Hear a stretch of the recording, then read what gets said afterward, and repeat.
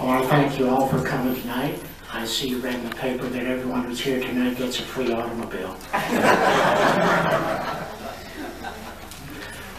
Sheriff, can we have you? Sure. Well, let's bow our heads for this. Lord, as we come before you this night, we just want to thank you for your grace and your mercy, Lord, and all the wonderful things you give us each and every day. Lord, we just thank you so much for the opportunity, Lord, to just work with our communities, Lord, and to be part of the leadership, Lord, that we can go out and do the things, Lord, that would help benefit our communities and help benefit each other, Lord, and watch over and protect each other. Lord, I thank you for your protection on us because of that. God, I just pray that as we conduct business tonight, Lord, let us remember we're in the positions that we're in because of your grace and your glory, Lord, and not because of anybody here that's good on their own, Lord, but we're here because you've allowed it to happen. And God, I pray once again as we conduct business tonight, Lord, we realize that we represent you, Lord. The ones of us who call ourselves Christians, we represent you, Lord, and may our actions, our demeanor, and our conduct represent so. We ask these things, Lord, in your blessed, wonderful, and holy name. Amen.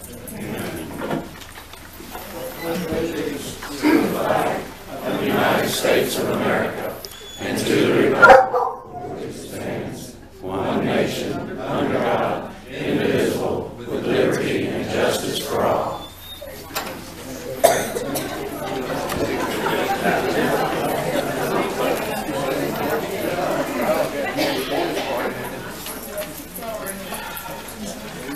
Are there any modifications to the agenda?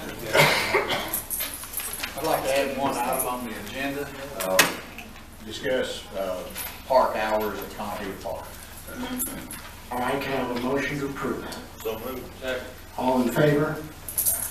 Any other modifications to the agenda? Place that as item K under new business.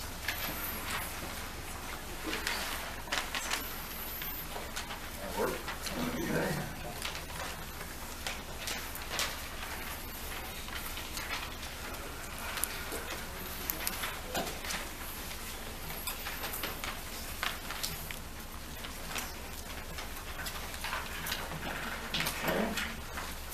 Any other modifications to the agenda? Can I have a motion to So moved. Yeah. Second. All in favor? Okay, so the agenda is adopted as amended. We will have our first public forum of the evening.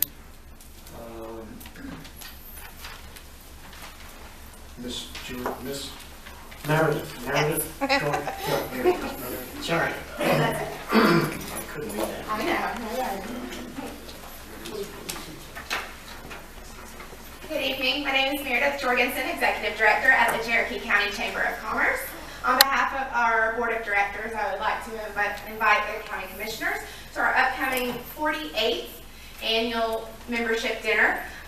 There we will be giving away, it's just a good time, a celebration to celebrate 48 years for the Chamber, but also in addition we give away 3 awards.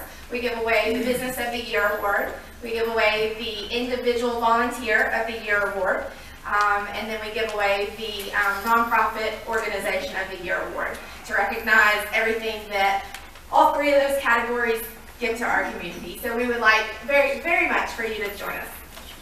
When is that? It is the 28th, Thursday, September 28th. Thursday, September 28th, and where is it? At the Hackney Warehouse. Thank you very much. Anyone else wish to speak in the general public forum that was not on the list?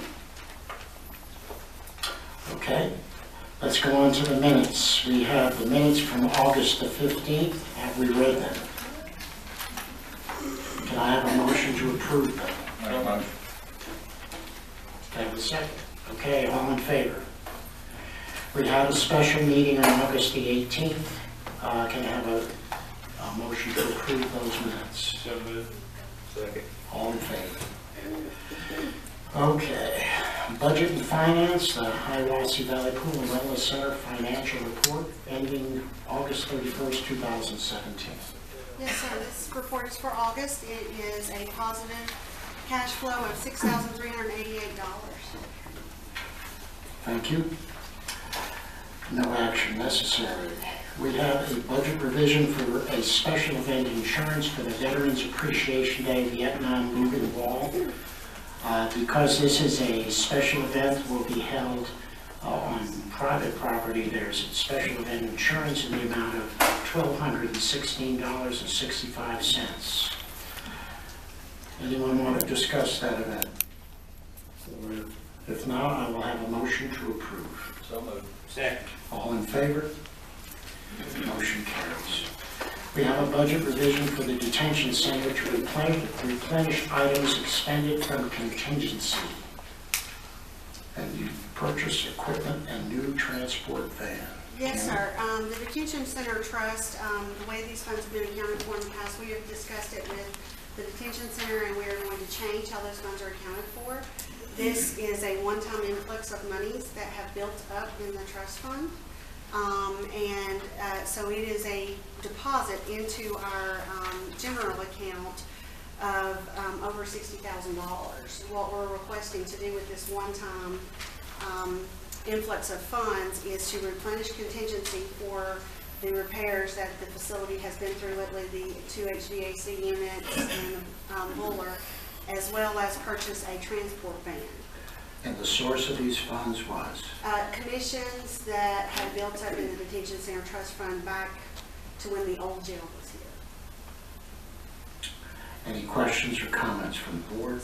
When inmates, they used to have a phone card system, and there's a commission on that. If an inmate goes to a medical visit and they have a balance, there's a $20 charge each time. Those will now be accounted for in the general fund on a month-to-month basis. In the past, it was not done that way. Is it, Yes, sir. so it's $25,900 from contingency? No, that's to add back to contingency. They have pulled that much money out of our contingency from previous revisions. So this is a repayment of that amount? Absolutely, yes, sir. And you're saying, so the miscellaneous income, that's the 50 grand is what? It's the miscellaneous income and the medical reimbursements. Okay. Those two are the two revenue lines. Another item, for an example, is if an inmate would like to purchase or to, have an extra mat, they can pay us fee and have an extra mat, things like that. So what this expense is then is $41,000. $41,000 is for the van. We were going to ask for that in the next budget year, but their van is on its last leg. This would get us a diesel van, which should have a nice long life, and equip it. Any other comments? Motion to approve. Second. All in favor? Next item is a budget revision for EMS Station 4 to purchase a generator. And I understand if we purchase it before the 30th of September, we are able to get a 10-year warranty. That's correct. You want to clarify for me? Yeah, we're purchasing it now. They'll hold it until we're ready to install it at the new EMS station, but if we purchase before the end of the month, it comes with a 10-year extension. Comments? Sir. Just noticed a pad fee of $300 now. To my knowledge, we're already pouring the pad. So Yeah, there'll be a few one. things here that's unnecessary. Yeah. And we'll make those decisions later. Yeah, we're pouring a pad. I think there'll be a continuous pad for this and the outside unit. Any other comments? You've checked with multiple sources on this. Where are we going to start? Yeah, on the generation. The main generator. And Okay. will we have a propane tank? Yes. Any other comments? Can I have a motion to approve? Motion to approve. Second. All in favor? And the last item under Budget and Finance is a carry forward of 2016-17 budgeted items. Yes, sir. Every year I have a carry forward budget revision. These are items that were approved in the last fiscal year but not expended by June 30th. And these are the balances of those approved budgets that just need to be carried forward to this year. And that is the amount of? The total amount carried forward is $407,101. The largest items in that are part of the dome repair that was already approved and school sales tax projects that were approved in last fiscal year, but they didn't get completed by June 30th. Do we have any comments or questions? Motion approved. Motion has been made to approve. Can I have a second? All in favor? Thank you. Thank you. We go forward to new business. Doyle's Cedar Hill Restaurant, request for release of taxes. It's my understanding that this is an unfortunate and tragic event, but that state law prevents the proration of property tax. Do you want to explain this? Yes, basically the taxes are set as of January 1st. Eddie is here if you need more information. Is someone here who wants to, Ed? It's a statute, it's 105-285, which basically states that all property is assessed and taxation is set as of January 1 of calendar year. So regardless of what happens during the calendar year afterwards, it's still taxed. Whether it's right, wrong, or indifferent, that's the law that we have to go by. In the transfer of property, if you transfer property from one person to the other, there's a proration, but that's done by the buyer or the seller, so the state does not lose a penny. This is so that this is also so the state doesn't lose a penny, but unfortunately, it's Well, and it's also a very, the county now doesn't lose a penny. right, but if we started doing proration, then you'd have to start picking up items middle of the year, which we don't. So if you go out and, buy one of these modular carports, which we see a lot of, right now they're only taxed as of the beginning of the next year, January 1. Well, if we started doing proration, that means we got to start picking everything up and then start taxing it that day going forward. So that's one of the reasons that they do that. Okay. Yes, go ahead. Is there anybody here? No, he wasn't able to be here tonight. He's working right now. To dispose of this item, I will ask for a motion to approve it. Not receiving a motion, it dies for lack of a motion. Next item, tax releases. Have we seen the tax releases? Any comments or questions on the tax releases? If not, I'll have a motion to approve. Make a motion to approve. Second. All in favor? Tax refund report. Any comments or questions? I'll take a motion to approve. Motion to approve. All in favor? Next item is actually a proposed agreement between Cherokee County EMS and the Eastern Band. Is that correct? That's one change. That's correct. The current agreement expires at the end of this month. They are interested in renewing. We requested one change, and that is to receive payment as we did in the first year, all up front, one-time payment versus quarterly payments, simply because it's been difficult to get the payments made on time. So, and from what we understand, they're agreeable to it, but we need your approval to push it on to the tribe for their approval. Is there any question on this? If they pay up front for the amount, For the 65. right, and then if we have additional costs, We then still- they will be billed per quarter, expect payment on that. We'll be able to have a minimum sum payment at the end of the year. Any Typically comments? don't exceed 60,000 in the last one. This has a provision for both parties to opt out after a 90-day notice in that provision. So if we opt out, we're going to prorate the 75. Oh, yes. Any other comments? I can take a motion to approve. Motion to approve. All in favor? Next item is a resolution to establish a minimum tax for gap billing. Eddie, do you want to talk about that again? Well, this is the same issue that we discussed back in June, and I thought that instead of doing it then, we'll talk about it, set the minimum at $5. And this is for everyone that doesn't know what's getting ready to happen. Currently, if you get a tag, a title in the state of North Carolina, it's renewed annually. But what this is for is if you had a tag that expired August 1st, but you didn't renew it until October, that's called, there's a gap. And the tag office does not bill for that difference. They just start from the day you go in and pay it forward. So what the state has mandated is that we have to go back and start collecting that as personal property tax. So there's a lot of paperwork involved. So we want to set the minimum high enough to where we can actually justify revenue as opposed to just sending out 50 cent, 25 cent, $1 bills. And that's what a lot of them do. Yes, sir.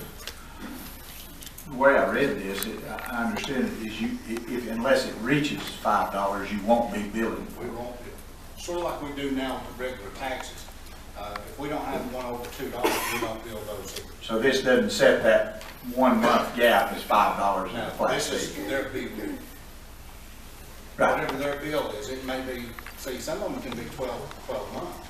They don't even renew them at all. Right. So we don't know what that's going to be till the actual bill. But it could be 10 days, it could be 2 months, it could be, we don't know. So this is basically to prevent us from it costing us money to generate the bill. And $5 would be the minimum. And That's the $5 would be the minimum we would actually Bill initiate a for. bill for. Yes. Okay. Make a motion to approve. Second. All in favor? Okay, a resolution to approve the conveyance of property to another unit of government. Randy? Yes, sir, this is a lift unit we have in Mount Pleasant Center. Roy, Dickey, and I met with members of the school maintenance personnel. They actually borrowed the unit from us, had need of it, they worked on it, got it running again. They've had more use out of the machine than we have, and they would be interested in taking that off our hands. It would still be available for our use when needed, but we thought it'd be better to get it out of our hands into theirs since they're actually using the equipment. Any comments or questions? Do I have a motion to approve? Make a motion to approve. Second. All in favor? Next is the approval of health department fees for flu shots, telemedicine site facility fee. Randy? You want to just, These were approved by the health board. Yeah. That's a request from the director, Mr. and we Badger. have to approve it. I have a motion to approve. So moved. All in favor? Okay.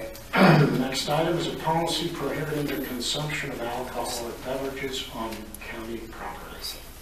Make a motion to approve. Second. All in favor? I was going to give about a 10-minute explanation.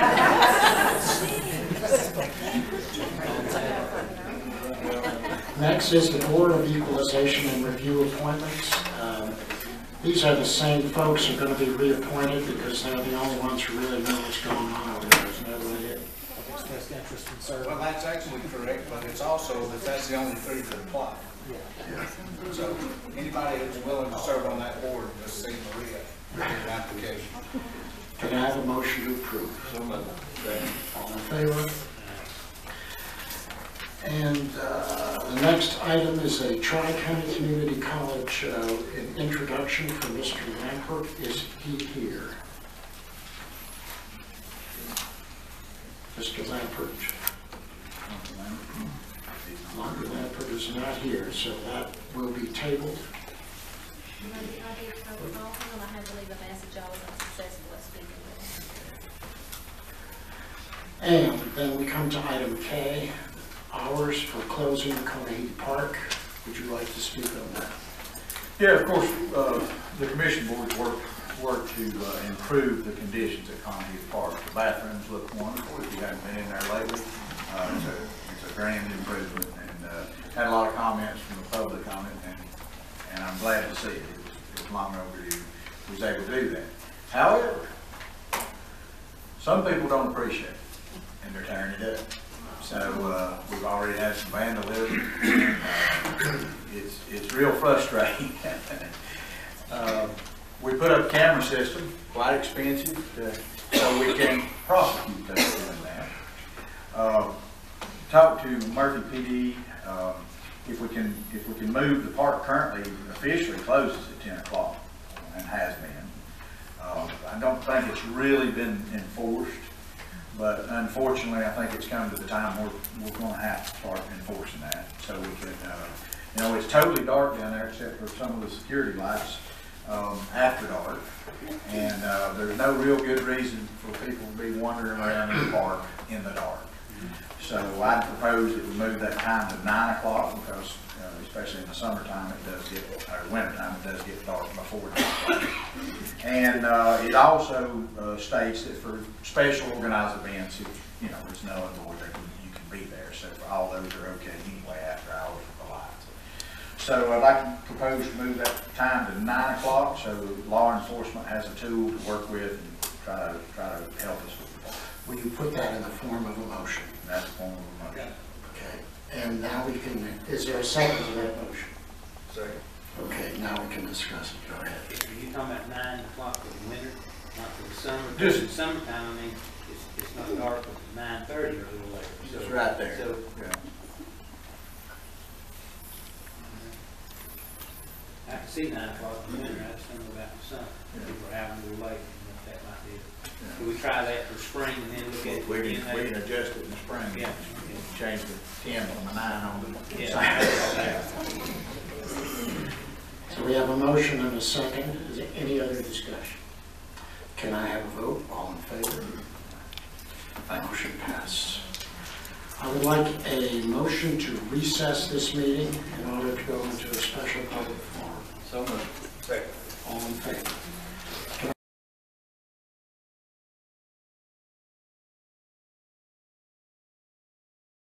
I have the list, please, Randy.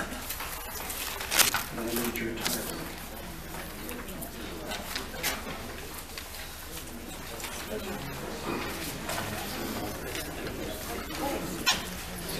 So you guys who are not here for the car, obviously are here for the animal control session. All right, we have recessed our regular meeting in order to have a public forum about the issue, the subject of animal control in our county. This public forum is a listening session for our citizens, our constituents, to speak to us and let us know their thoughts and ideas on this subject. This is the information we need to address this issue, okay?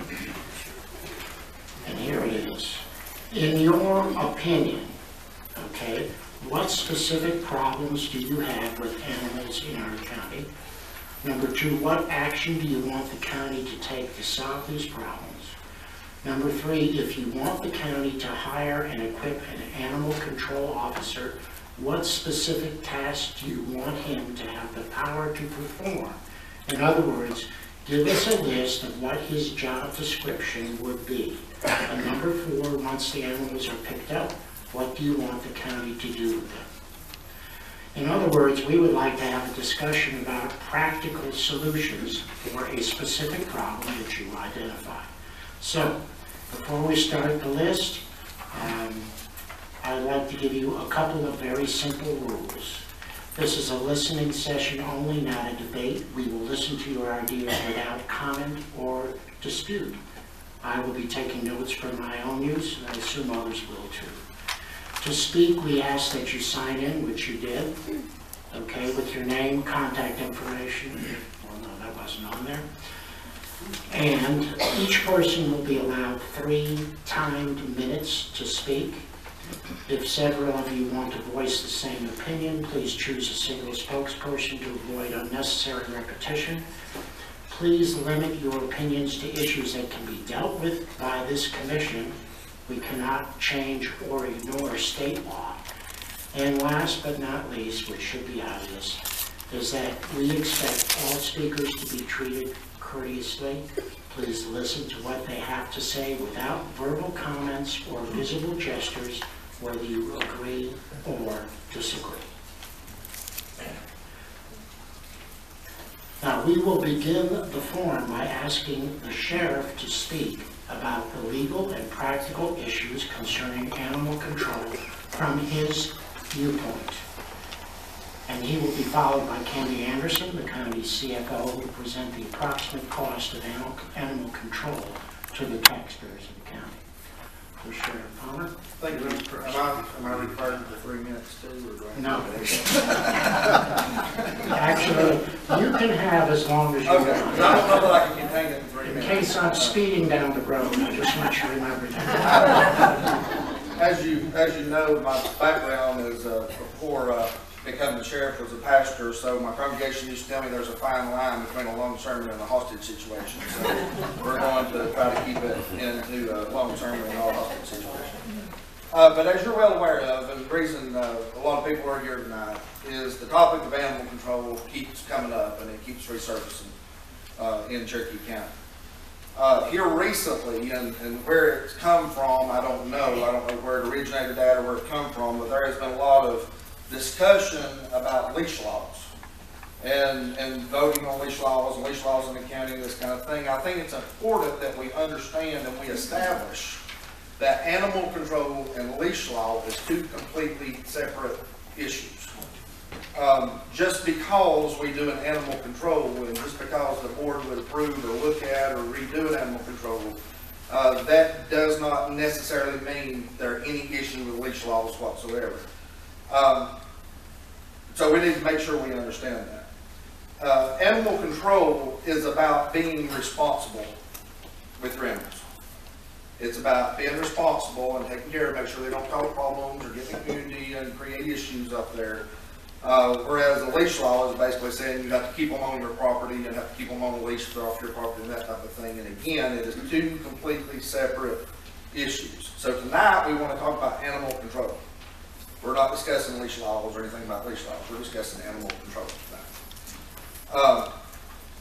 It's been said both by members of the commission board and people in the public, you know, that, and even was stated in the paper, I think, a while back, that if the sheriff would only ask for an animal control officer, we'd give him one.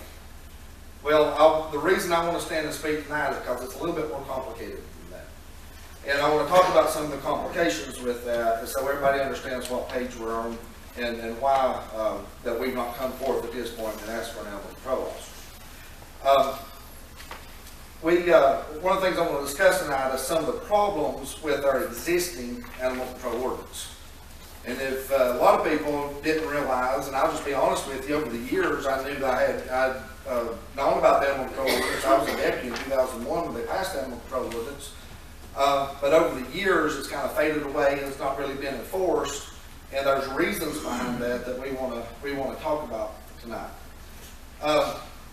Let's talk about my personal feelings on the topic. What I want everybody to understand tonight is my purpose is not to argue for or to argue against animal control. That's not what the role of the sheriff is. The role of the sheriff is to enforce whatever laws that are applicable and available there. So I'm not here to argue for or against animal control laws or even animal control itself. But I think as an elected official, just like with the commission board, this is obviously a hot button topic, and it's obviously a topic within the community and within the segment of our community. And as an elected official, I think we should look seriously at the issue, we should look seriously at the topic, and address any problems or anything that goes along with animal control that's already there. And as you're well aware, you can go to our county website, and you can go to ordinances, and you can pull up animal control ordinance and look at it. And look at what this ordinance has to say. But this ordinance has flaws from a legal standpoint. It has flaws from an enforcement standpoint. It has problems with it that keeps law enforcement from being able to enforce it. In my history of being a deputy with Cherokee County and enforcing the animal control ordinance when it first came out, I know that not only myself, but other deputies that was working at the time had written tickets and written citations and different things to try to enforce this ordinance. And to my knowledge, now I may be wrong about this, but to my knowledge, there has not been a successful prosecution in court. Up to this date, from 2001 to 2017, there's not been a successful prosecution. Wow. And the reason being is because of the language that's in the ordinance. And the way that it is written is ambiguous at best. And so because of the language that's in the ordinance, it gives defense attorneys huge ground to argue over what the ordinance actually says and what the role of law enforcement is in enforcing this. I'm going to give you some examples here in a second. Most of the ordinance, the majority of the animal control ordinance that is on file now is a good ordinance. And the reason why the majority of that ordinance is a good ordinance is because most of it just copies what is already in the criminal law book that legislation has passed as state laws. There are parts of that ordinance that, that's already been, went through Raleigh, it's already went through the legislative process, it's already been through the court system, that causes issues, that is not covered by state law. And one of the issues of that ordinance is section 5 of that ordinance that talks about nuisance animals. And it talks about those things that is not covered by state law. When you think about things that are covered by state law, you're talking about dangerous dogs, cruelty to animals, some rabies issues, and some different things like that that's covered by the state law. But just the fact of roaming animals, or animals in the neighborhood, or a dog is on my porch every morning and the owner won't do anything about it, those type of things are not covered by state law. And it's left up to county ordinances to deal with those things for each respective county. Section 5, subsection B1, states that it talks about a violation as maintaining an animal that habitually or repeatedly disturbs or interferes or annoys a human being. Now, one of the problems that we have with this particular section of the law, and the reason it's not been successfully prosecuted in court, is the fact of we need a clear definition on what is habitual or what is repeated. Is habitual 2 times in a year? Is it 2 times in a lifetime? Is it 2 times in a week? Is it 2 times in a month? What is habitual? It needs to be clarified as what is repeated. How many times does an animal have to be on your property or be a nuisance to be considered a repeated issue? And then it goes on to the very end of that, or it annoys a human being. One of the problems with even the language of that is the fact that you could have an animal sitting on your own property on a stump and staring at you on your porch. And the animal could be doing nothing, but it could be annoying to me, right? And so a lot of these things that's written in the ordinance the way it is subjective to who the person is that's looking at it. And so one of the things that we're talking with the district attorney's office over the years of prosecuting these type of cases, one of the things that has been brought out is there needs to be a clear-cut definition of what is habitual, what is continual, some parameters set up around that to where we could look at to say, okay, if this happens X amount of times, then the ordinance kicks in and it's a clear violation of the ordinance. So that's one issue with that. Another is the subsection B3 of the same chapter. Says allowing or permitting an animal to bark, whine, howl, or yowl in an excessive or continuous or untimely fashion. Same type of thing. What is the definition of excessive? What is the definition of untimely? One of the things I remember a court case that came up years ago was simply this, was the person was cited because their dog was sitting in the backyard and was howling at the moon. Well, they cite them as being untimely, so the defense attorney said, well, what's the right time for a dog to bark at the moon? You know, so if 3 o'clock in the morning is not the right time, when is the right time that a dog should be barking at the moon? So going again, it's setting those parameters up and setting those things up that we know what the definition of excessive is. The definition of continuous, the definition of times that are set that annoyances may happen. And it says also to make other noise in such a manner so as to result in a serious annoyance or interference with the reasonable use and enjoyment of neighboring premises. Again, that is subjective. If you want to talk about charging someone and citing someone to court, it's within the eyes of the person or the eyes of the law enforcement officer as to whether it's reasonable or not reasonable. To one person, they may look at that and say, okay, I want to barbecue on my back porch, but this dog keeps running through my yard and chasing my animals or digging up my flowers, whatever it may be, and that's interfering with the enjoyment of my property. I know one person came and talked to me a while back about a pig lot that was on the neighbor's property, that just the smell was causing a problem at their home to enjoy their backyard. And so even with that, you know, it's subjective as to what is the parameters that are set on this. What do we need to look at to say you're in violation of that ordinance? So some of the question is, what constitutes a serious annoyance? What is reasonable of enjoyment of the premises? What are some of the definitions that fall around these things that we need to be looking at? Subsection B6 in the same section, it says maintaining an animal that habitually or continuously loiters on public places. Again, habitual and continual. What is the definition of that? How many times does a dog have to be at a business or have to be at a property till it's considered habitual or it's considered continuous? And as you can kind of see as we go through these, it's kind of the same issues keep popping up. It's just what are the parameters? What constitutes a violation of this? One section that I thought was almost comical when I read it because it was so ambiguous was section 12 that said that they shall be unlawful for any person to tease, bait, or in any way molest an animal that's not his. Well, if you look at that by the strictest definition, and you look at that by the ordinance that's already in effect, if Dr. Dan is walking his dog through the park and he's got it on a leash and he's walking it through the park, and I, without permission, walk up to his animal and pet it and rub its ears and love on it, I've committed a crime. Because I have touched this animal, I have approached this animal, I have molested this animal that was not mine and did not have permission to do so. So as you can see here, even with this section here on section 12, to tease or debate, what is tease? What constitutes to teasing an animal?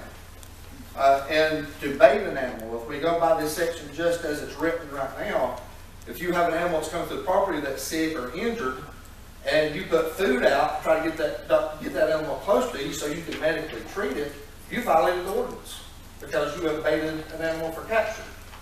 And so as you can see, there's a lot of issues that's with this existing ordinance that people could actually be in violation of the ordinance when they're just trying to do a good deed and they're just trying to do a good thing. And so one of the things that I want the Commission Board to look at is if we keep this ordinance and this ordinance stays in effect, I think it's something that needs to be looked at and it needs to be gone through to see if it's possible to set some parameters on these things as to make it what is a clear-cut violation of that. When you think about this and you think about the ordinance itself, people ask, well, why don't you go ahead and ask for an animal control officer? Why don't you go ahead and let's be working on this and just get some officers in effect here? My response to that is without going back and fixing the ordinance first, without going back and clarifying some of this stuff and setting parameters on these things, I would love to have some more deputies, but I don't want to waste the taxpayers' money. I don't want to hire deputies and label them animal control officers, and then when you call, they say, I'm sorry, there's nothing I can do. We can't do anything to help you with your problem. And then it goes back to the Commission Board saying, well, we gave the sheriff an animal control officer, we gave him 1 or 2 or 3 or whatever it may be, but the sheriff's not enforcing things. And so I want to make sure we understand where we're at with this and don't get the cart before the horse. And let's fix the things that needs to be fixed first. And then we can go back and look at officers and put officers in place to enforce those things that are there. There are some things on the, like I say, state laws that's already in effect. You got Chapter 67. Which that is criminal acts against dangerous dogs and what to do with those dangerous dogs. There are other ordinances such as 67-2 that's on the books, that's a state law, permitting a female dog to run loose at night while in heat, that's a class 3 misdemeanor. There are 67-12 that says that dogs older than 6 months can't run loose without the owner accompanying that dog or having someone to accompany that dog. That's state law. That's laws that's already on the state books. 138, 190 talks about rabies and rabies tags, and that dogs and cats and ferrets are supposed to wear rabies tags unless the Commission Board excludes cats and ferrets out of that. They can actually put that part of the ordinance to exclude cats and ferrets from having to wear rabies tags. And then when you look at Chapter 14, of course, you've got cruelty to animals, protection against livestock, horses, all those kind of things that come under Chapter 14. One thing I want to mention when we talk about the animal control officer and expenses of those officers, one thing that the public is not aware of, that I want to make sure the public understands, is GS 19A-45 allows the county to appoint animal control officers without any compensation from the county. It is the Commission Board pursuant to GS 19A-45A can enter into an agreement with any animal cruelty investigator or society incorporated under North Carolina law for the prevention of cruelty to animals to bear any uncollected expenses associated with 19A-47, which is the collection of housing and seized animals and those type of things. Some people think that's a good idea, some people think that's a horrible idea to do that. But that's also one of those debatable things that's an option there for the county commission board to look at, is that there is a way of doing this, or working in partnership with the sheriff's office, as to where they can actually appoint animal control officers that doesn't cost anything, that it's on a volunteer basis and working with other entities to get that job done. And so I just want to make sure that the public is aware that that is an option also. 19A-46, when you talk about partnering with these other entities, whether you're talking about things in our county such as Logan's Run, Valley River Humane Society, those different entities such as that, there are certain things that they have to have law enforcement to accompany them with if they do. Such as entering people's property and seizing animals and things of that nature. Even if you appoint someone to that, they can't do it on their own. They have to have a law enforcement officer present to do those things. So there are certain things that even if you go outside of law enforcement and appoint people for that, there are still things that the sheriff's office or police departments have to assist animal control with on getting those things done. When we talk about numbers through the sheriff's office, when we talk about the cost of having sworn law enforcement officers do that, Candy has worked up some figures on that, and we've been in contact for the last couple of weeks, working at different figures and different things. And Candy, if you'd like to talk about that in just a moment, I appreciate it. Of course, some of these have assumptions in it. For example, one item I noted to the sheriff is, if this was to be enforced, how would he have those animal control officers operate? Would they be out patrolling, or would they be at the office waiting for a call and respond to calls? That very difference could affect the fuel cost. If they're patrolling, the fuel cost is going to be higher. So we have made a few assumptions, the sheriff and I, and to come up. To come up with a good estimate. And I have split these estimates into what I call annual reoccurring costs the county would pay every year no matter what, versus those big, you really don't see those every year, but you might see those every 3 years or 4 years. The annual cost includes salary and benefits for 4 officers. That is, we have to have 4 officers in order to be 24/7. You don't have 4 officers, you can't be 24/7. That also includes a little bit of overtime, because these officers are specially trained for animal control. So one's out sick, one's on vacation, one of the other officers will have to fill in, thereby creating overtime for them. Because no regular deputy could just fill that spot. They wouldn't have the necessary training. You have expenses like cell phones so that they can make phone calls and receive phone calls out in the field. Supplies, office supplies for the paperwork that's involved in the processing of these animals. Professional fees, because we were looking at this as an enforcement. So that's a capture and enforce, not contain. So part of those professional fees would be paying for someone to contain those animals. And vet. Candy, I don't mean to interrupt you, but let me stop there for just 1 second. One of the things that we discovered when looking at this, one of the questions that come up in the past was building kennels and things of that nature to hold these animals while the animal control officer takes custody of them.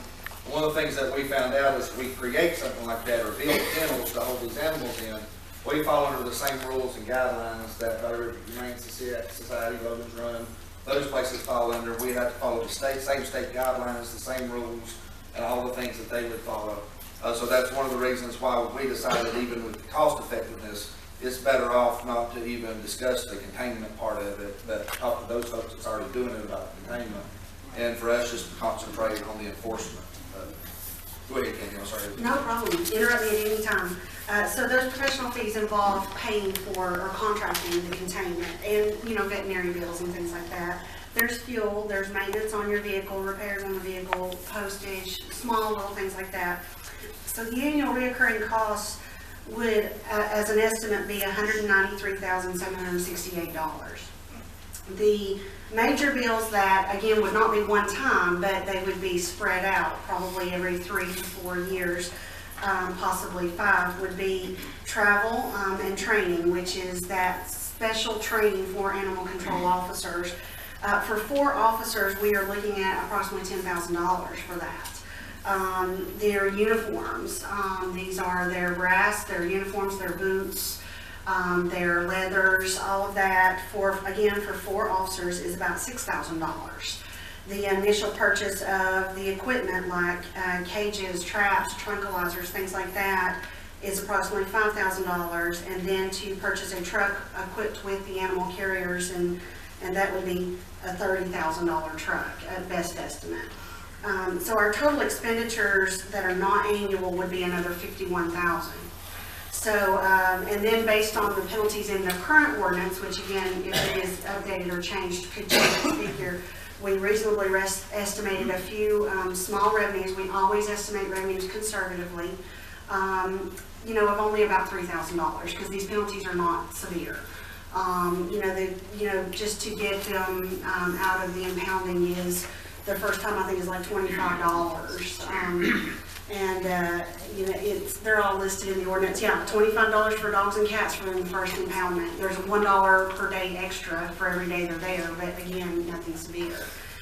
So the net of those small revenues versus the annual recurring cost and the other expenditures is a county cost of $241,768 A year. That's not per year. That's the first year. That $51,000, you would probably not see that expenditure again for 2 to 3 years, most likely. 4 would be ideal, but depending on if they patrol and how many miles they put on that vehicle, we may need 1 in 3 years. And just for comparison purposes, I compared our estimate once we were done to the Macon County's annual budget for their animal control, which does not include facility costs, and their budget is $280-some thousand for a year. So we're not that far off from them. Thank you, Candy. So you can kind of see, that it's a little bit more complicated than just saying we're going to hire somebody to call an animal control officer. There's other issues that need to be addressed on that.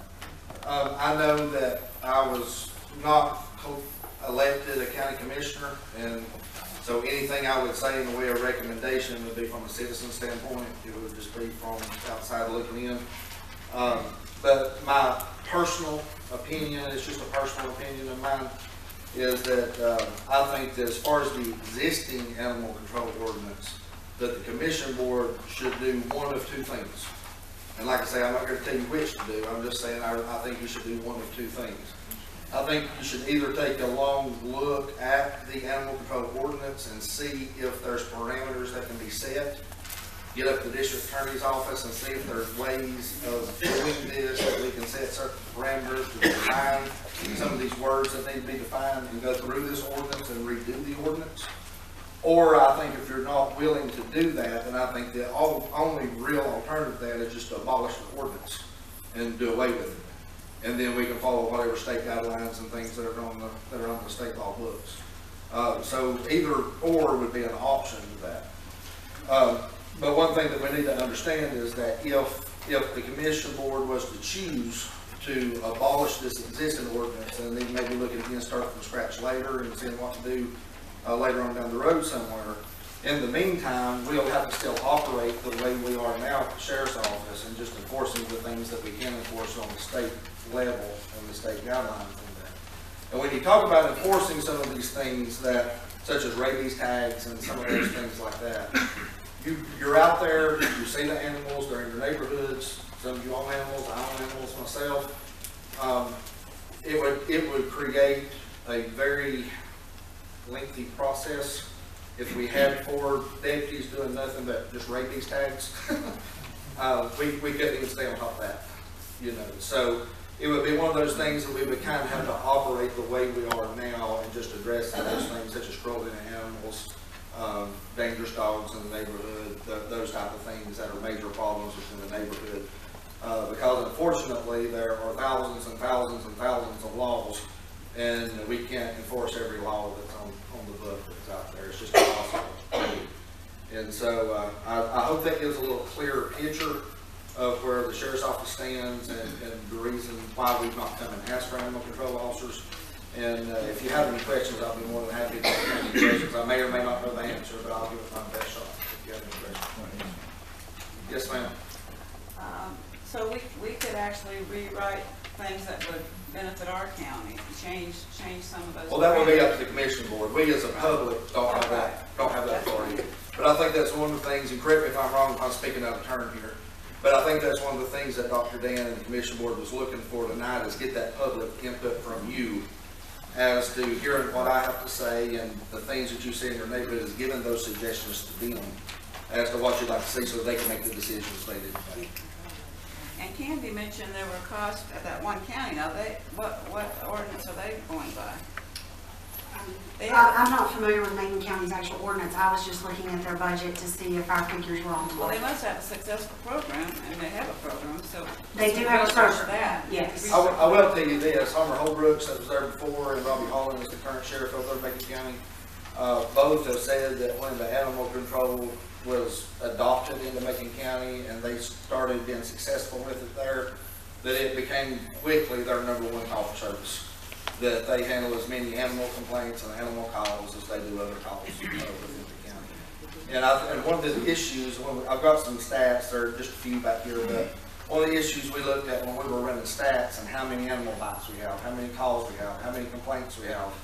What I found out was our dispatch center filters a lot of those out that never gets into the system, because people will call and say, I want to speak to the animal control officer, and they'll say, we don't have one, or we don't have an animal control officer, and they'll just say, okay, thank you, bye, and hang up the phone. So those things are not documented. So to get the number of actual animal complaints that come into the county, that we don't have an actual figure for that. That's how many calls we come in. Yes. Just to compare apples and oranges, what's the population of Macon County? I'm not sure right offhand. I think it's, she'll look up on the computer, but I think it's roughly about, I'm thinking mid-40s. Is that correct? 40,000 or something like that. We're about 27,000. The revenue base is larger. Yes. Yes, I'm sorry, you've got your hand up. You spoke to the point at the very beginning of what you said to us, that animal control and a leash law are totally two separate things. Right. If you are speaking to the ordinances that we have present, Yes, ma'am. don't those ordinances, if they are to be changed, could they not reflect the leash law? It would be similar to a leash law. One of the differences on that is that if you want to take a leash law and its definition, the definition of a leash law is basically having your animals on your own property except on a leash. No. And what the animal control ordinance does is that by setting parameters, animals are still free to roam, still free to move about the community, still free to do things under right conditions, under circumstances, as long as they're not creating havoc or disturbing neighbors and tearing up property and all those kinds of things. And so I know one of the topics that always comes up anytime you talk about animal control is hunting. Hunting dogs, hunting animals, those type of things. And I'm a hunter myself, and I've got 2 German Shepherds that are not on the leash. But let me give you for example on that. When you talk about animal control, my big German Shepherd loved to leave, and he loved to swim the river, and he loved to go to the other side where there was a campground, and people would play with him and feed him peanut butter sandwiches and all kind of stuff over there. But the campground owner didn't like it. He didn't like the fact he was over there. But when you talk about animal control, for example, what I did as a responsible dog owner is I got one of the invisible fences, put it in my yard, put the dogs in my yard. There was no law telling me I had to. There was no ordinance. There was nothing that said I had to do that. But being a responsible dog owner, I did that. To try to be neighborly and try to get along with people. And so when you think about this, about hunters and these type of things, if you write the ordinance in the right way and set those parameters the way they need to be set, that would not prohibit or prevent hunters from hunting of a night. And because if they're bear hunting and they chase the bear, you cannot control where that bear goes. You can't control it comes across your yard or your property or a coon hunt or anything like that. So in those events under hunting and being with an owner with the dog or tracking the dog or whatever they may be, they're not in violation of the ordinance. And so there's ways of doing an ordinance, there's ways of revamping that ordinance that doesn't affect hunting or doesn't affect hunters in that sense. And you can even write that into the ordinance, that it does not apply to hunting, or it does not apply while people are running bear dogs or coon dogs or whatever, however you want to word that. But what I'm saying is, when you talk about leash law, you're talking about you keep it on your property and it can't come off your property except it's on a leash. And those are two completely different ideas. Yes, ma'am. As I'm sitting here listening to this, it strikes me that what we're talking about is rather short-sighted. That we're looking at the symptoms, we're not looking at the actual problem. Right. And the problem is more unknown animals than your neighbors letting your dog do this or so. You've got tons of animals that have no owners because they're dumped, they're thrown out, they're breeding like crazy, and they just keep coming and keep coming and keep coming. Well, let me address that, because one of the situations with that, and one of the problems with that, and I've talked to Mr. Hart about this in the past, is there is no legal avenue. Let me say this again, that I can find. And if anybody can show me different, I would love to see it, because I've not been able to find it. I cannot find any legal avenue that gives an average citizen the authority to take a dog, contain that dog, and take it to Valley River, or take it to Logan's Run, or take it to anywhere else. There is no legal authority for that. The only legal authority that's given is the adoption of animal control officers, and giving the animal control officer the authority to do that. And the reason being is, let me finish, because the reason being is this, is because I've seen it over and over again. Like my dog, for example, it's on the collar, it's in the visible fence. But from time to time, my dogs get to wrestling and playing and jerk the collar off. And my dog leaves without a collar.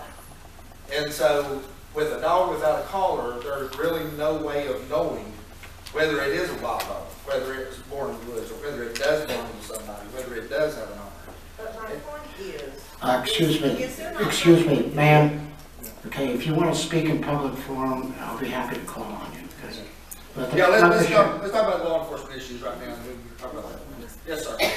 Dangerous dogs, are they covered by the county ordinance? They're covered by state law. By state law. Yes, and what is considered a dangerous dog, and what are the consequences to the dog? I mean, what makes a dog a dangerous dog? What has to constitute for a dangerous dog is the dog has to either act aggressively toward human beings off of its own property.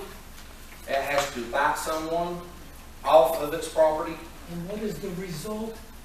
We have a dog in our neighborhood that's bitten 3 people. My wife and I separately, and another individual. Yeah. And I asked your deputy when he came out and I was laying on the ground bleeding, can I borrow your gun for just 2 seconds? That's all he needs. I understand. The state guidelines for that is simply this. The state guidelines is the owner is contacted, he has an opportunity to quarantine that dog for 10 days. There's a process that goes after that, that if the sheriff deems that dog as a dangerous dog, which if it is bitten someone or causes injury, it will be deemed a dangerous dog.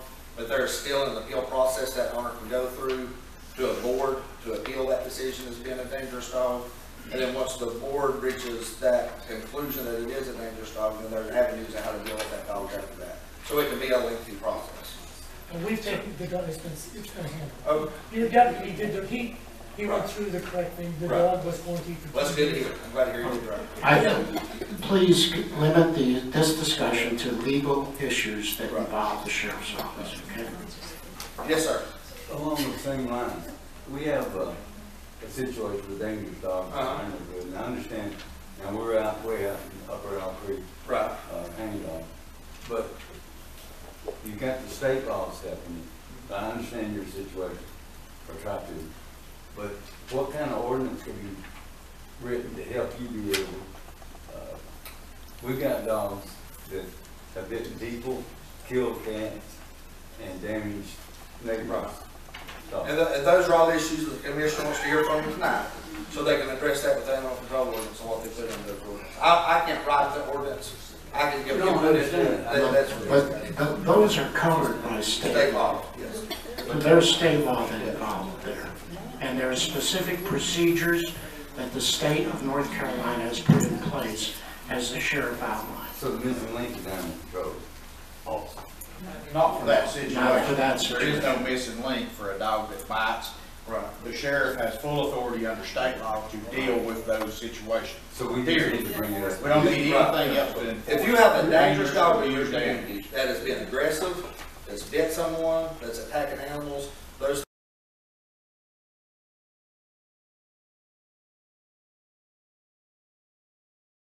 yards of 5 houses within 150 feet of Right. where we feed turkeys. And it's okay if people hunting all around there.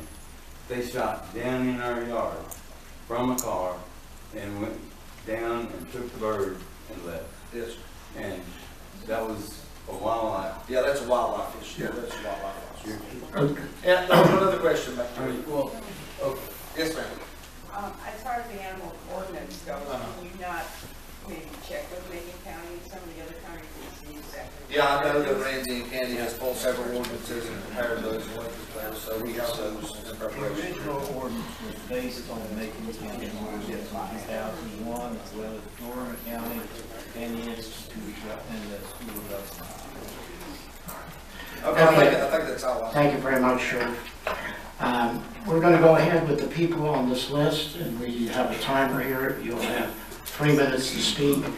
Again, it would be really good to be specific about what you want, what an animal control officer would be allowed to do, and what would be done with the animals once they're picked up. Those are practical issues that need to be addressed, okay? Anecdotes about what's happening to you are probably something you want to discuss with the sheriff instead of in public forum.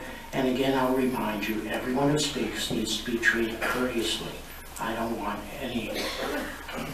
discourteous gestures or sounds or whatever. Let everyone talk, whether you agree or not. First person, Jonathan Hart. And when I hold up my hand, that will mean that you have 15 seconds, okay? And if necessary, I'll throw it. That's fine. As many of you know, President of Valley River Humane Society, some of what I say is going to be Valley River position, some is going to be personal business. The problem, the number of strays are increasing, 20% for the last couple of years, every year. Not only are the number of animals increasing, the cost of the county keeps going up. It's almost doubled from when I arrived. We can continue to send a bigger bill to the county, or we can try and enact something that's going to get to the problem. I believe that the problem we have is just animals running all over the place, making more, and while the gentleman will say, that's my girl, those 8 puppies, those aren't mine. I don't own a male dog. And that might be true. An animal control officer, I think, would be good for 2 reasons. Not to have a leash law in the rural county, but for people to be able to call and say, this dog appeared out of nowhere, it doesn't live within 3 miles of here, I know everyone out here, and the animal control officer goes out and gets it before it's made 8, 20, 30 dogs. The residents should not have to pick up the dog and put it in the back of their truck and drive it to Marble, North Carolina. That is not what I think residents should be expected to do. I also don't feel that we need a full-time field of 4 animal control officers. I believe that starting out with an initial 8 to 5 type of thing until the problem can be really figured out. Right now you have calls coming to the sheriff, coming to Logan's Run, and coming to Valley River. We collectively don't even know how many calls are coming in. I'm a school teacher and spent my summer out catching dogs, trapping dogs, getting permission to go on people's property, getting them to the shelter. The sheriff's office doesn't have to build a darn thing. We're contracted with the county. We've taken in 2,800 dogs in the last 34 months. We've got a 1.5% euthanasia rate. We have plenty of space, plenty of ways to take care of these dogs. It's already contracted service. The Macon County thing with 240, I think part of that has to do with the fact that they had a humane society and then decided they were going to do it on their own. I'd be interested to see what kind of cost sharing they really have going on in the county, but that's neither here nor there. I believe that the nuisance animal, like the gentleman who owns the 3 Great Pyrenees that are down on Highway 60, generating 15 phone calls to 911. That gentleman, you can go on Facebook and you can find that he will tell you, my dogs are not a problem. This is, leave my dogs alone. And people will say there's no leash law. You take them, you're stealing. Well, that's true. But when 15 phone calls, and we've got deputies, don't know how many sent out there, are holding up traffic because this guy doesn't care, I don't know that a nuisance law needs to be too well defined to know that that is a nuisance. When someone comes on and kills a dog, kills my dog, so I don't know that it requires much. Obvious strays, like I talked about that. I want the law currently written on the books by the state of North Carolina. If it doesn't have a counter with the rabies tag, an animal control officer should be able to pick it up. If it has a name, contact the people. They have 3 days to prove that it's had rabies. If they can't locate the owners, they bring it to the shelter. We'll hold it for 3 days. We don't kill them. We'll get it back to them. We'll find it a new home. But something has got to be done. Thank you. Wayland Hill.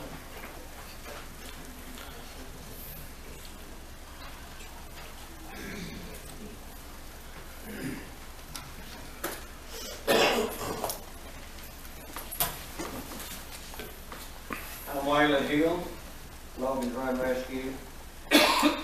Just got some figures for you since we don't have any strays. We had 186 calls that come in already this as of last week. 236 animals, stray animals. District 1 is getting the most calls. District 5 is getting the next. District 4 is getting the next. District 2 is getting the next, and District 3 is the fewest, just in case you guys would like to know. We keep a record of all calls and who they are and where they're coming from, so we know. Well, my problem is, I had a dog come in, attacked my dog, almost killed him, and he had a collar on, he had a rabies tag. It was a pit bull mix.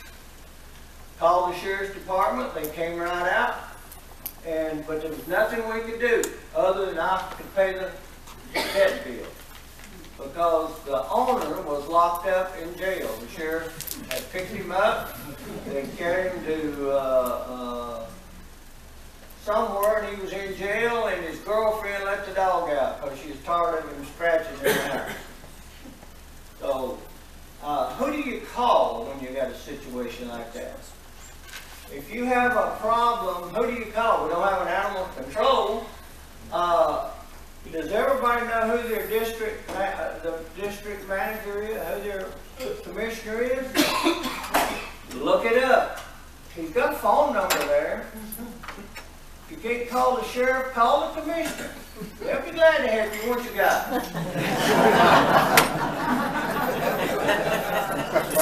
Call the commissioner. They'll be glad to help you. Because we don't have a problem here in there. So I just thought I'd let you know, that's all I got about these numbers.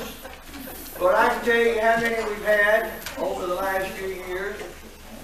And like I said, the areas that are most problems, and I understand why they're coming into the different areas. It's like, for instance, Mr. Stiles' area. You've got people coming over, bringing their animals. When they're on the river, but the dog gets out of the thing, they wind up somewhere in that general area. You've got an area out there, you've got Junaluska up the highway up there. Those are the areas that these calls are coming from the most. Thank you, sir. And you've got the 3 Great Pyrenees that are running, and I was coming back from Nashville Sunday, and they were out on the road, and I came down the hill at Bell Hill Road, and 2 cars almost wrecked in front of me, trying to miss them because they were crossing the road. And there's been buku calls that's come in for it, but what can we do? Thank you. Thank you. Tamara Phillips.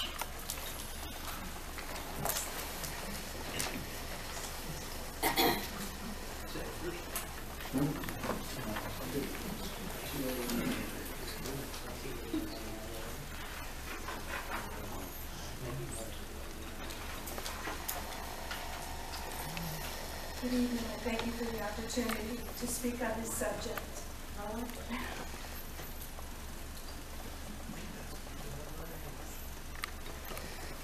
Commissioner Eichenbaum through a monkey wrench in what I was going to say, because you have so many prerequisites, but I'm going to go ahead with what I had planned anyhow. Safety is safety, and danger is danger. Inside or outside Murphy or any other city limits, irresponsible animal owners are irresponsible, whether inside or outside city limits. We must, after hearing our wonderful sheriff explain the process, which is a muddled mess, we need to create ordinances that address these, whatever issues we decide to address. If you want to go through the existing ordinances with a fine-tooth comb, if that's the least costly method, then do that. If you do partially that process, plus add new ordinances, then do that. But leash or containment laws are absolutely necessary.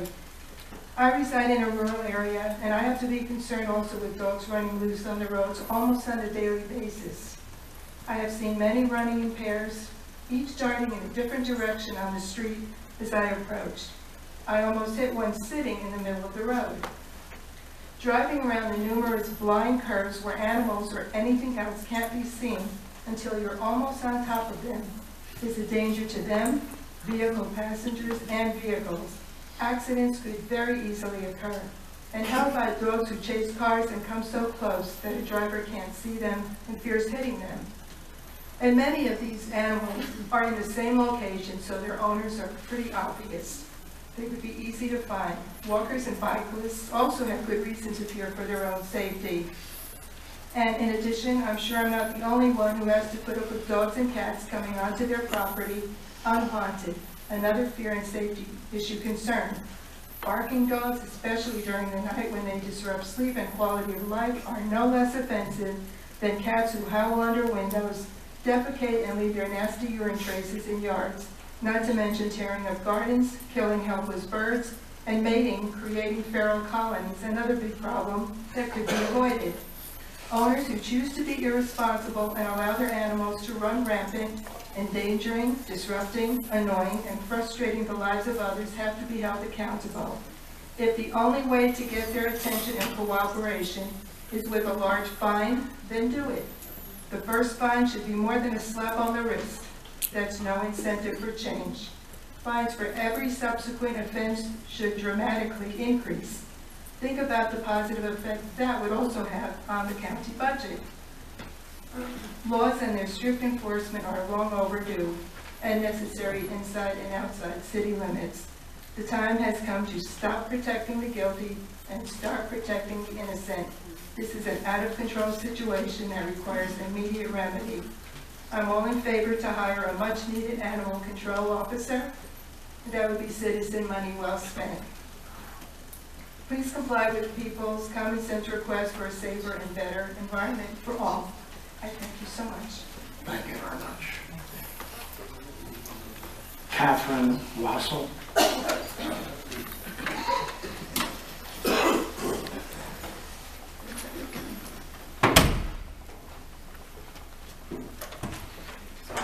Good evening. I'm here to, basically, I was here at the last meeting to bring up the attention to this problem. And I would like to talk specifically to a problem that we are having in development. And I would like to address the fact that our ordinance that have been on the books since 2001 are in desperate need of being changed. Perhaps 16 years ago, some of those things were enough for this county. But I think, as we all know, we moved here in 2004, and at that time, this county was booming. There were little communities going everywhere in all of your different districts. If you go down the road, you see the cluster boxes where the people are back up on that mountain. You go down another road, you see the cluster mailboxes where they're up in this mountain. And those communities are communities of 10-acre lots or 20-acre lots. They may be a 1-acre lot or even half of an acre. So the people are living closer together in this community, and these ordinances do not reflect what this community is becoming. And by the way, if you haven't noticed lately, we're back booming. We've got developments coming up all over the place. the development right beside where we live, because we back up at the very end of our development, within the last year and a half has put in at least 20, almost 30 new homes. And what's happening is people are living closer together so that you're not out there in 100 acres anymore. You're in smaller confinements, and it's causing a lot of problems. What I would like to speak to, because I think the people in our development have a couple of concerns, and one of the concerns is that the ordinance has got to have a leash law. And I'm sorry, but I am a little bit confused on why a leash law cannot be done. I come from a family of hunters. All my uncles hunted. My aunts hunted. We had a hunting and fishing camp. All my uncles had dogs. My dad had hunting dogs. But they were sportsmen. Their dogs didn't just run. They were either kept in pens, or they were kept chained to boxes with straw, and in the wintertime with flaps on the front. And if it got below zero in Pennsylvania, you took your dog in the basement or made sure they got in some shelter because it was too darn cold for them. I think what we need is to have a leash law that reflects, however, those kinds of things, hunting dogs. And I have an example, and a lot of it comes from Pennsylvania law, Michigan law, and even the state of Tennessee, where they do have a leash law, and I'd like to just quickly read what one of the examples of that is.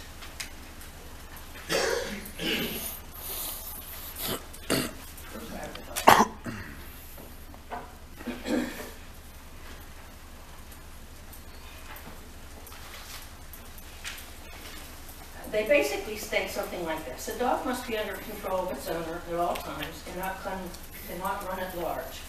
A dog can be on its owner's property without a leash, but it cannot stray onto another person's property or out into the street and into public areas. The exception to this law is when a dog is being used for or being trained for hunting, herding, or supervised competition and exhibition.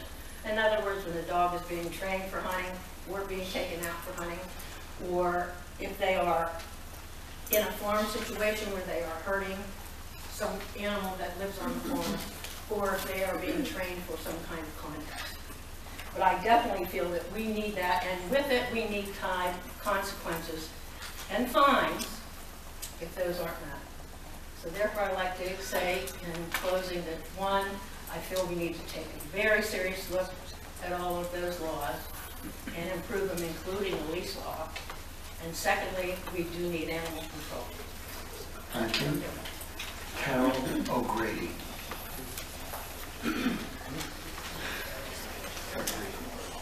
I can read this.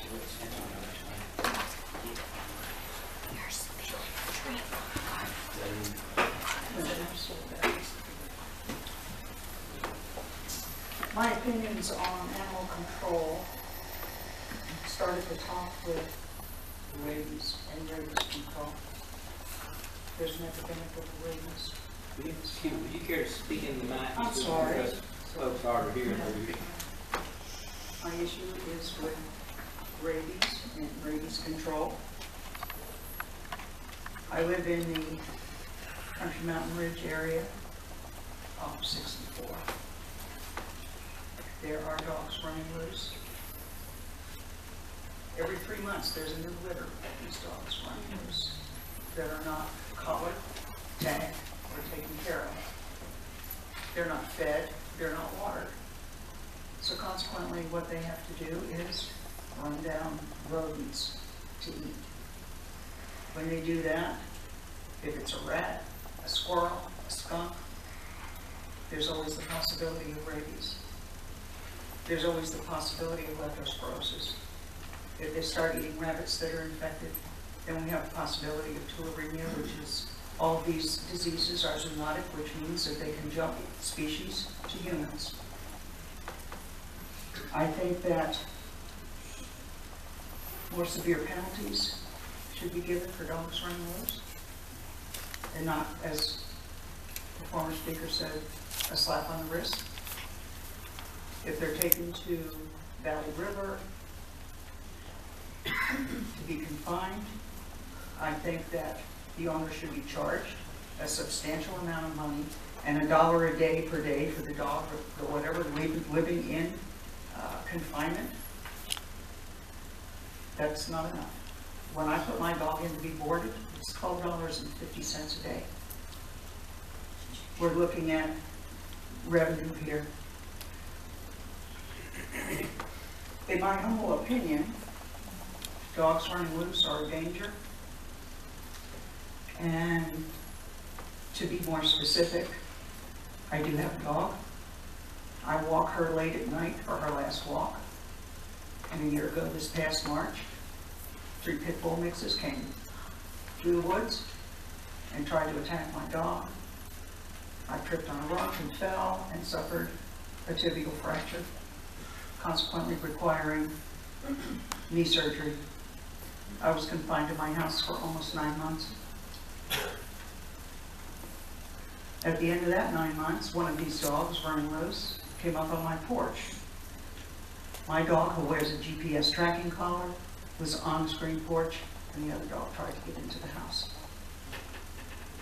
Consequently, she ended up jumping up and rupturing her cruciate ligament to the tune of $3,500 to have that leg fixed, where she's on her own property and a stray dog is trying to get in. I certainly would appreciate anything that you could do to enact dog control laws. Thank you. Thank you. R.J. Thomas.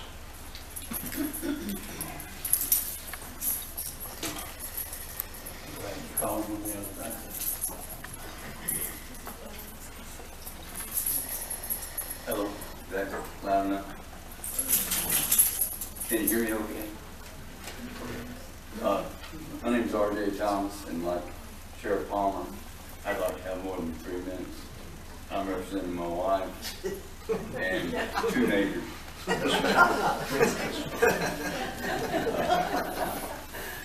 I told you about shooting a turkey, but that's a different issue. Right? The main issue we've got right now is between 2 and 5 dogs. One guy owns them across the creek on Deacon's Creek, and that comes over to, we own both sides of the creek, and our property, the dogs come to the edge, have come to the edge of our property as well. They have bitten humans, walking dogs along the way. Some of the humans call the guy. It's one guy has them, and I don't know why he does it, but he has it, I guess for protection. But when they run in packs of 5, they're totally out of control. Right now it looks like there's 2 of them. But they just killed a cat within the past week, and a serious vet bill to the same owner that's right across the creek from us. And I understand what Sheriff Palmer has to go through somewhat. What needs to, even with an animal control officer, I would think you would need some drive and cut way where they can just come and get them and take them to Valley River or whatever the facility is going to be. But I would advocate Valley River. I'm a promoter. I support Valley River, and I am on the board. But like Mr. Hart said, I would say a 3-day, they've got to come and get the dog. And we're talking about a big fine. I would say a fine that accelerates each time they do it. But just bringing this guy in once would get more attention than he got. So Mr. Palmer does need some teeth where he can cut the chase to deal with it.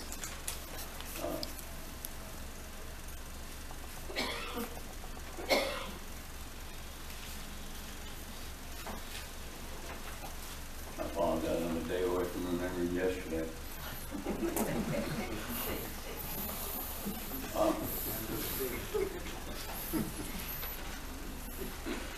And I meant to start off with this. Thank you for the opportunity. I really mean that. There's a this country. And once again, I don't want to get a ticket. The sheriff, I believe, is doing everything he can. Now, and like Mr. Hart said, I don't think you need to start with 4. That's a big outlay. 1 or 2 would be way ahead of what we got now. And I don't think patrolling, go to target something that can happen to begin with at any rate. And as far as leash laws, I mean, I know how big this county is, and I'm not a hunter anymore, being these kind of fun. But I go off-road and I cover a lot of territory. There's no way it's enforcing a leash law. But having said that, people should not be able to allow their dogs along the side of the road. We've had this on Owl Creek, but in other places as well, up in Texas, dogs that are not chained or anything or fenced in, and they get hit and killed. And in the past, I have hit a dog, and you don't get over. Okay. Is that 1 minute or 15 seconds?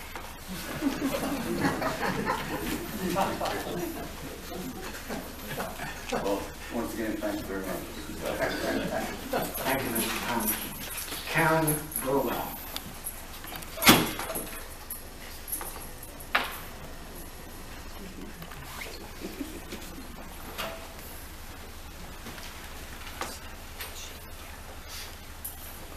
I'm Karen Burwell, and I live in Country Mountain Ridge also. For years I've been following this problem, and it's so enlightening, this meeting. And I just want to tell the sheriff, I'm very impressed with him, what he's doing for the county. It's fabulous. And just because we've received, from the sausage makers in Raleigh, a bad ordinance, that's no reason to not doing it. I mean, we don't need an excuse just because they wrote a bad ordinance. Let's get on it and write a good ordinance. I wrote the ordinance at the behest of the commissioners in 2001. That didn't come from Raleigh. That came from you. Oh, okay. Well, okay, there you go. Like I said, it's very enlightening. But I've been keeping up with the Cherokee Scout, and this goes back to 2011. Now the ball's in the Commissioner's Court, dangerous strays, Roman County Road Street. It's hard to get a handle on it. Those are quotes from the government. Issues of the county partnering with politics. Oh, we've got a pretty heavy workload, and I'm still learning the ropes. It's on the back burner at this point. Then we're into 2011 again in October. I know there have been a lot of problems. I don't know that any have been resolved. I really need to look into it. County okays Human Society funds. And then we go into 12. Animal control officer needed. Now it was on the front burner. We want teeth in it. It's hard to have animal control without enforcement. There are plenty of areas that can be trimmed in the $34 million budget. Some discussion, nothing real has been done. Wait and see attitude.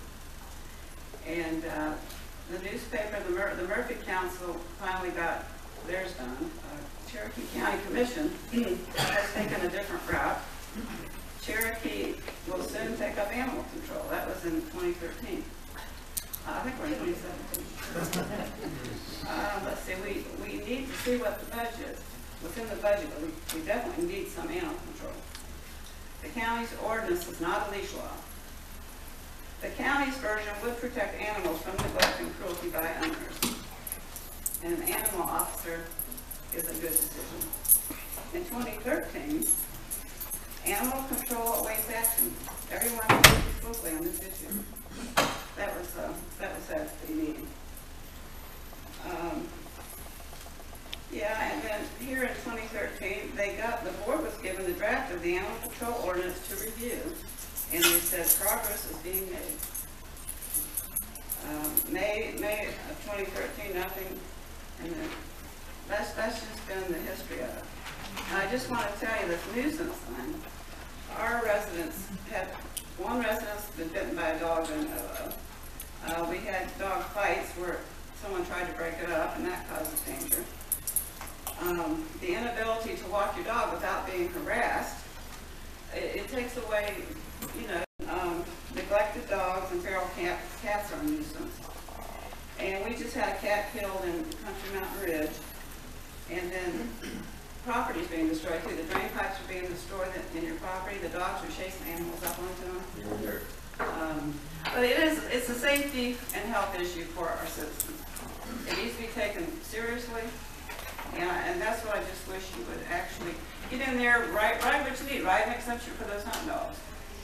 And no problem with that, so, but thank you. Thank you. We have someone named Klein. I can't read the first name. Robin. Oh, Robin, is that you?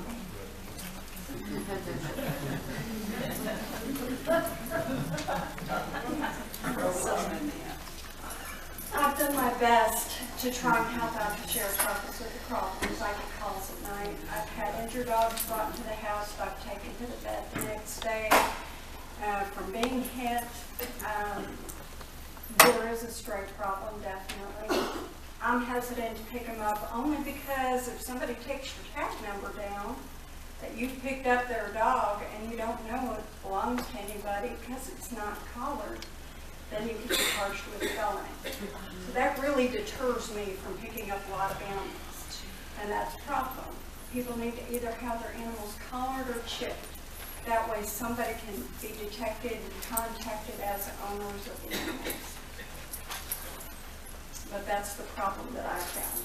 But we do our best to help them out. We try and kennel them at night. If we have, the sheriff's office has a kennel, compliments Logan's Run. We thank them for that. And we have taken dogs many times there, and then they end up at Valley River Humane Society, usually to be adopted or discovered by their owners. It does need some attention paid to it. I don't know what the solution is, but we do need to look at one. Thank you. Thank you, Ralph. Cheryl Malone.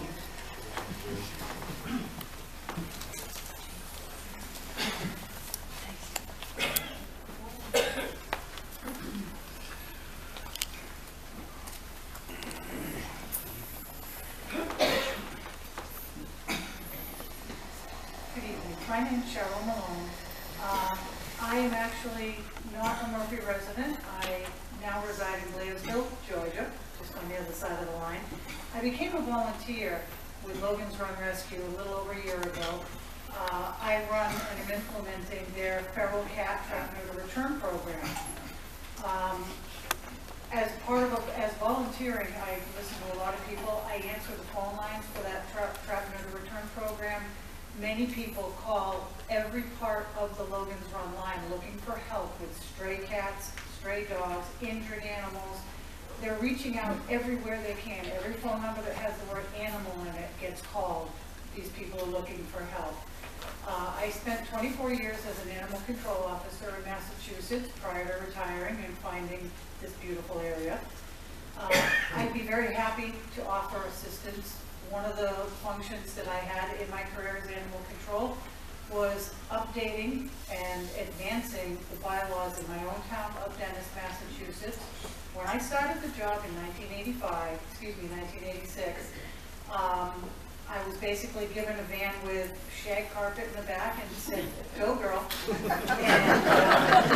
I updated a lot of things. The shag carpet went first. I spent many years researching and promoting well-written and enforceable as well as fair bylaws and then state laws. I was a major factor in rewriting and updating the Massachusetts animal control laws throughout the state. I also have a lot of influence with, not influence, but education matters that we can do to help educate the public. I'm probably not presenting myself very well here. I haven't spoken publicly in a while, but there's a lot that can be done here. This is kind of a ground zero situation. You have a lot of things that can happen very positively, and there's a lot that doesn't have to be rewritten. You know, the wheel's already been invented in many, many places. So what you need to do, I think, is have someone who can help you cherry pick the best and have a group of people like yourselves or an animal control commission that can sit down for a year and rewrite these laws, find out what works for this region at this time, and with a big eye towards the developments that are coming in the next decade, because this area is changing just like Cape Cod did in the years that I was animal control. So it's painful, but it doesn't have to be that painful. It can become a positive thing. Thank you. Thank you.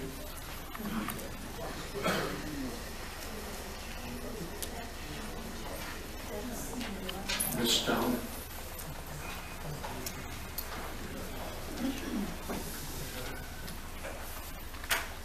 I think most of you know me by now. I'm Amelia Stone, and this is Simon. He's a service dog.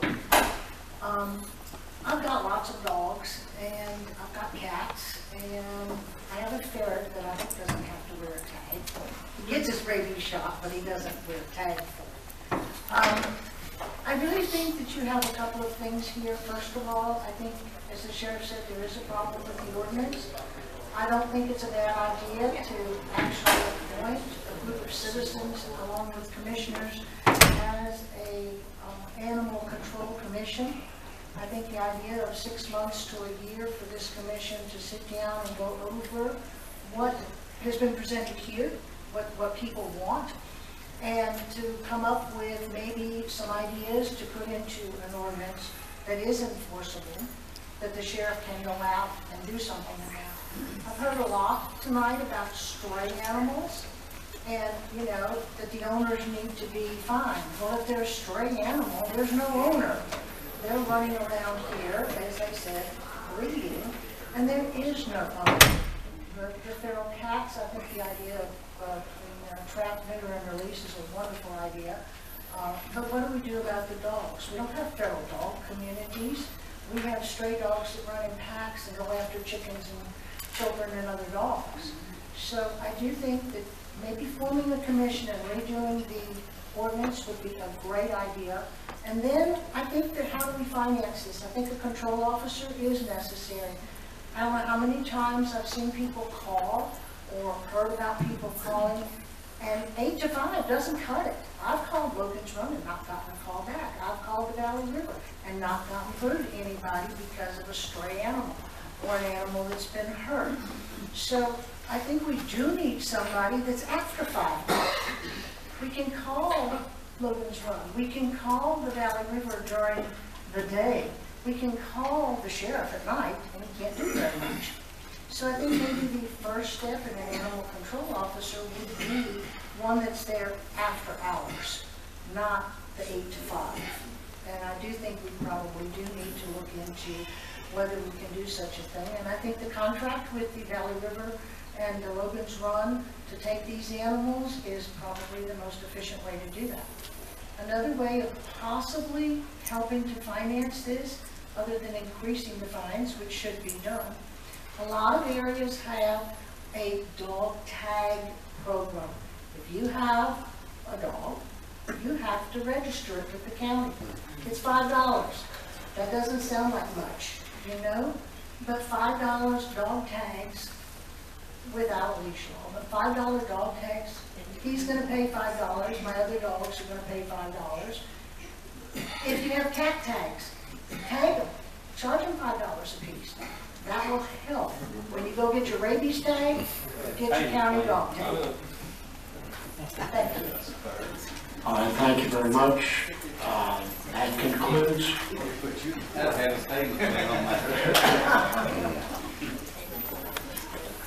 That concludes the forum tonight. That's the last person on the list. Cindy has a financial question. I was looking at the 51,000 that you had in that figure. You said that was probably about every 3 years that figure would be. So that bumps the figure annually to 210,000 on average. On average, yes. Okay, we want to thank you all for coming and giving your opinions and ideas. We've obviously listened to them and taken some notes. Thank you very much. I will have a motion to reconvene the meeting, please. All in favor?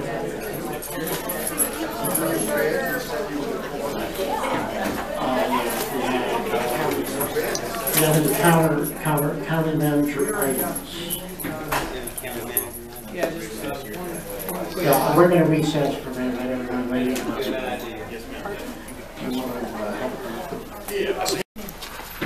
County manager items. Yes, just a real quick item, was able to talk to Roy toward the end of the day, got some estimates, but, as you know, a lot has been going on at the rec park, getting things fixed, and Pee-wee's about out of money, he's down to about less than $900 to get things done. He went through several of the items that we still need to do, came up with some good estimates, and we're right around the $8,000 mark. I'd like to just go ahead and, with your permission, Roy's take about 10 grand of what's remaining of the 100,000 we provided him, which is about 88 still remaining there. Move that to Parks and Rec to work on these projects directly. And as we move through the year, as Roy starts running lower, we will come back to the board and address and pull it out of contingency. But that would avoid us having to use contingency to do it. That is a facility. It is, it's all facility. That money you put in, facility. But by placing it, You need a motion. You need a motion. We'll need a budget. Make a motion to that. Second. All in favor? $10,000. Thank you. Chairman or Commissioner Adams, anyone need to speak? Forever hold your peace, thank you. We need a motion to go into closed session. Make a motion to go to closed session.